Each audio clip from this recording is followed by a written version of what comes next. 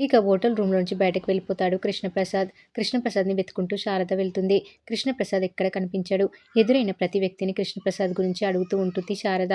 అప్పుడే ఒక డ్రైవర్ కృష్ణప్రసాద్‌ని తను చూశానని, అటువైపు వెళ్ళిపోయాడని చెప్పి శారదను తన కారులో ఎక్కించుకొని తీసుకెళ్తాడు.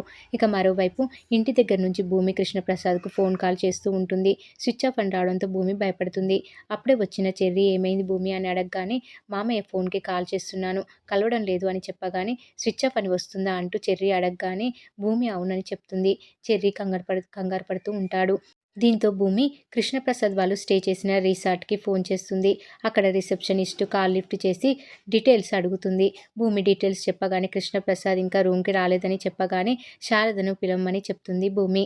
రూమ్‌లో శారద కూడా లేదని రిసెప్షనిస్ట్ చెప్పగానే ఏమైంది అంటూ భూమి అడిగితే కృష్ణప్రసాద్ కనిపించడం లేదని, ఆయన కోసం శారద వెతుకుంటూ వెళ్ళిందని చెప్పగానే అప్పుడే అక్కడికి వచ్చిన ఒక తెలుగు పర్సన్ శారద ఎవరితోనో కారులో వెళ్ళిపోయిందని చెప్తాడు. వెంటనే భూమి శారదకి ఫోన్ చేస్తుంది. ఫోన్ లిఫ్ట్ చేసిన శారద భయంగా కృష్ణప్రసాద్ కనిపించడం లేదని చెప్తుంది.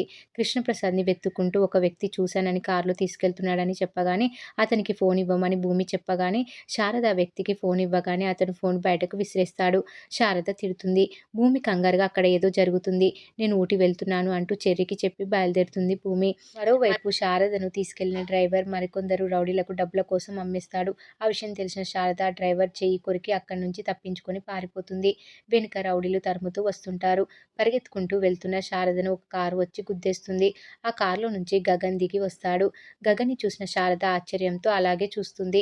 గగన్ మాత్రం శారద ఎవరో తెలియనన్నట్టుగా ఏమైంది, ప్రాబ్లమ్ ఏంటి అంటూ అడుగుతుంటే రౌడీలు గగన్‌ను తిట్టి ఆమెను వదిలేసి మర్యాదగా వెళ్ళిపో అంటూ బెదిరిస్తూ ఉంటారు. దీంతో గగన్ కోపంగా వాళ్ళతో గొడవ పడతాడు.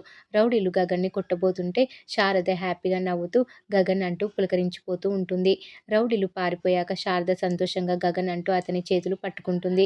దీంతో ఆ వ్యక్తి తను గగన్ కాదని, మీరు ఏం మాట్లాడుతున్నారో నాకు అర్థం కావడం లేదు అని చెప్పగానే శారద ఏడుస్తూ, నేను నిన్ను గుర్తుపట్టాను, అందరూ నువ్వు చచ్చిపోయావు అన్నారు, కానీ నేను నమ్మలేదు, నా కొడుకు బతికే ఉన్నాడని చెప్పాను అంటూ శారద చెప్తుంటే ఆ వ్యక్తి నేను మీ కొడుకు గగన్‌ని కాదని, తను ఆకాష్ వర్మ అని చెప్పినా శారద నమ్మదు.